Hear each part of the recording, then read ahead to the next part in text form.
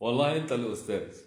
بص، انا مش هقول لك هو في شغل في بلدك، انا اولا مش عارف حضرتك منين او من اي بلد، ولكن هو في شغل في بلدك. طب ولو في شغل هل بيبقى سهل ولا بتتعب عشان توصل له؟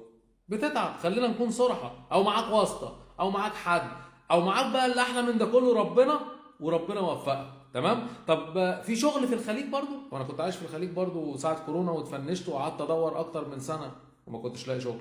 تمام، عشان سني عدى ال 40 او كنت داخل ساعتها في ال 40. اللي انا عاوز اقوله لك، مفيش بلد ما فيهاش شغل.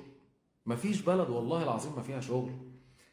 احنا اللي مش عاوزين الشغل، او احنا اللي مستعجلين على الشغل اللي احنا عاوزينه.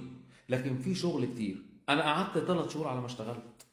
انا قعدت في شغل، ولكن ممكن الشغل ده ما يمشيش معاك، مؤهلاتك معاك لغه، حاجات كتير، بس في شغل والله. اسعى.